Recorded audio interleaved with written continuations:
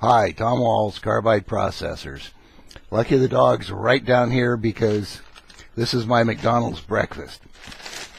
Going to try and get a video done really quickly before the phone starts ringing. And I want to talk about the state of the carbide industry, specifically the carbide sawtip industry on November 2nd, 2011.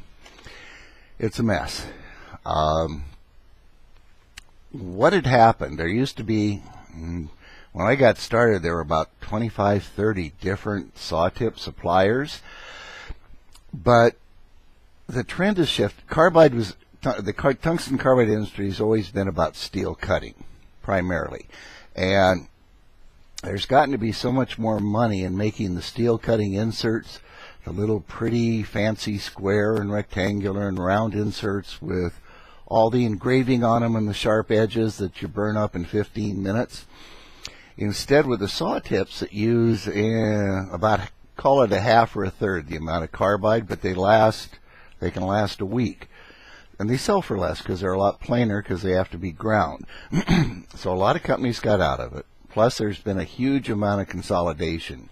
Carbide and Kennametal are two companies that come to mind. They keep buying other carbide companies. Then a few years ago now, I guess, Carbide, it used to be Carbide Alloys, and then Cerametal, who owned Carbide Alloys, bought one of them, bought the other one anyway, and they bought Plansey-Tizet. Plansey-Tizet made beautiful stuff, just beautiful. But anyway, so then we got Cera-Tizet. That eliminated another supplier. They had Carbide Alloys in South Carolina. They moved that to Pennsylvania, and then they moved that to Warren, Michigan, and consolidated again. During all those moves, their production was shut down, and they lost a lot of key staff people. So they're not nearly the supplier they once were. No reflection on them. They're doing a real good job in spite of the move and all, but man, that's tough. I had one engineer tell me once, he said, instead of a big move like that, you might just as well shut down the plant and go out of business. But so Cera-Tizet is doing a lot better than some people. But anyway, Cera-Tizet in South Carolina was going to dominate the market, get market share through low prices and big inventory. And they did a really good job. The problem is that then you had multi-metals.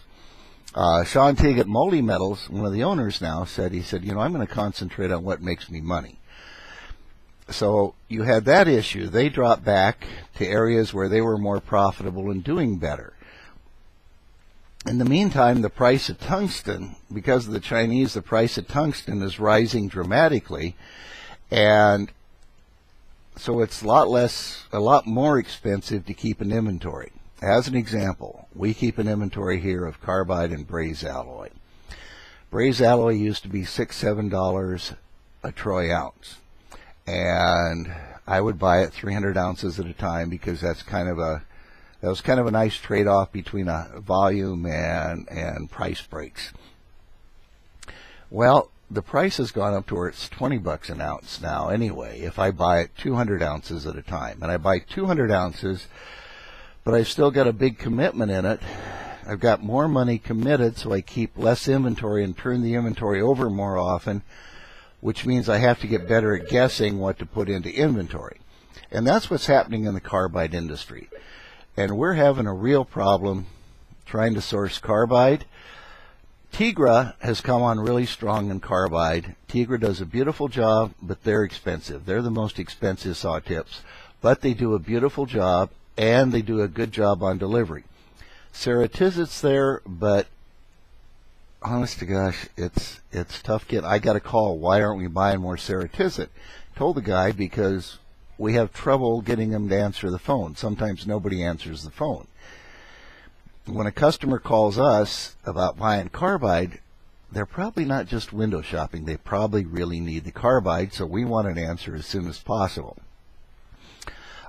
We've tried some Chinese suppliers directly and indirectly. The quality can be very good, but it's not guaranteed to be very good. Delivery time is promised 4 to 6 weeks. That can be 3 months or who knows.